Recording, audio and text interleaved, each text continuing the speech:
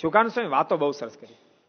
સ્વામી કહે કે આ માણસનો દેહ પ્રાપ્ત થયો એના માધ્યમથી ધર્મનિષ્ઠા દ્રઢ ન થાય, અને ભક્તિ નિષ્ઠા દ્રઢ ન થાય, જ્ઞાન નિષ્ઠા દ્રઢ ન થાય, વૈરાગ નિષ્ઠા દ્રઢ ન થાય, ઉપાસના દ્રઢ ન થાય, અને ભગવાન અનંત જીવાત્માના કલ્યાણને માટે જે મંદિરો બાંધ્યાની સેવા ન થાય, તો મનુષ્ય દેહ કેવો છે? તો કે વરોળ ગાયને હાચવે આખી જિંદગી, તો એમાંથી કોઈ દૂધનું ટીપું આવે નહીં, એ વૃથા મહેનત છે.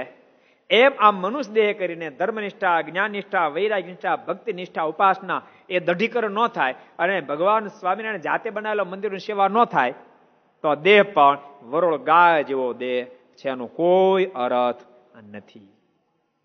આ દેહ કરીને ભગવાન રાજી કરી શકાય એવું થઈ જાય, એ જ મનુષ્ય દેહનું સાર્થકપણું છે. હજારો પ્રકાર રાજી કરી શકાય, એમાં જે પ્રકાર રાજી કરી શકાય, પણ ભગવાન જે રાજી કરી શકે એનો બેડો पार थी. अगर ये वीडियो आपको पसंद आया हो तो लाइक करें और शेयर करना मत भूलिए. सब्सक्राइब करें सरदार कथा चैनल को और बेल आइकॉन पर क्लिक करना मत भूलिए लेटेस्ट वीडियो सबसे पहले पाने के लिए.